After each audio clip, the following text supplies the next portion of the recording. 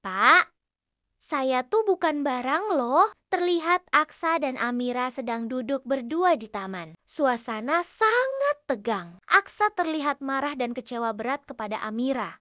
Ia tidak habis pikir kenapa Amira tidak menolak permintaan Pak Bastian. Bukan sekadar diam, tapi jawaban Amira benar-benar membuat Aksa terdiam.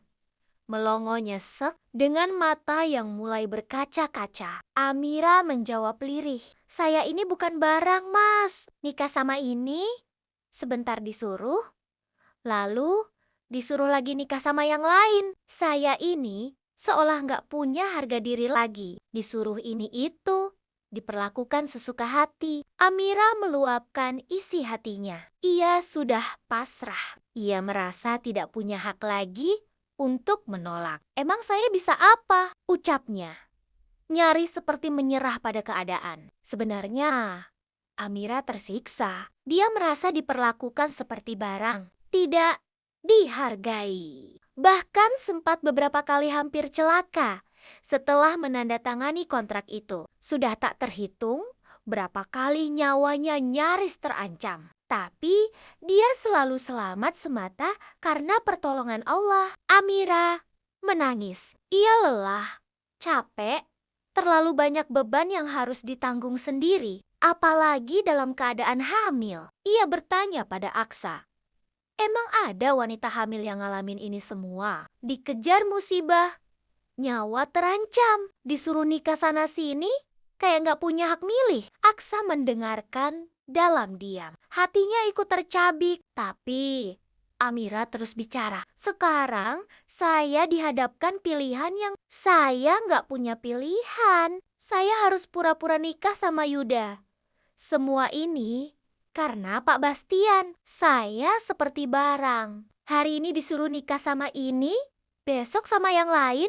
Semua karena kontrak." Amira terdiam sejenak. "Tapi saya cuma mikirin bayi saya. Kalau ini demi keselamatan dia, kenapa saya harus nolak, Pak?" Aksa pun menatap Amira dalam-dalam dan berkata, "Tapi kamu masih punya pilihan, Mir." Amira menoleh, bingung. "Pilihan apa? Kita resmikan pernikahan kita." Amira kaget, terdiam, bengong. "Ngomong apa sih, Pak?" katanya, nyaris berbisik. Amira tidak menyangka Aksa akan memberi pilihan seperti itu. Tapi dengan suara lirih dan mata yang sendu, Amira menolak. "Bapak kan gak pernah cinta sama saya. Orang itu nikah harus karena cinta. Kalau enggak, nanti pernikahannya bisa hancur. Bahkan yang nikah karena cinta aja bisa kayak Bapak sama Bu Bella." Lalu Amira menghela napas dalam. Setelah kejadian di kamar mandi, Amira makin merasa terpojok. Dia mulai mempertanyakan semuanya. Hidupnya seperti bukan miliknya sendiri lagi. Di satu sisi ada Aksa yang katanya memberi pilihan, tapi tetap diam soal perasaannya. Di sisi lain ada Yuda, pria yang bahkan tidak ia kenal dekat, tapi harus ia nikahi demi kontrak. Amira termenung di depan cermin. Pandangannya kosong, rambutnya masih basah. Setelah insiden dengan Zora, ia bicara pada bayinya dalam kandungan. Lirih, penuh perasaan. "Nak, Mama capek, tapi Mama janji. Mama bakal lindungin kamu, walaupun harus pura-pura bahagia, walaupun harus pura-pura kuat." Sementara itu, Aksa tak bisa tidur. Bayangan wajah Amira terus muncul di kepalanya. Ia menyesal tidak bisa berkata jujur tentang perasaannya. Ia gengsi, takut ditolak.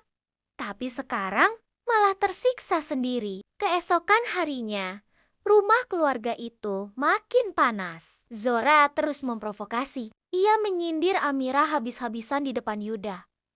Tapi anehnya, Yuda justru membela Amira.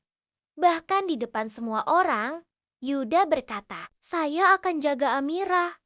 Saya gak akan biarin dia disakiti siapapun, bahkan oleh keluarga sendiri." Semua terdiam, termasuk Aksa.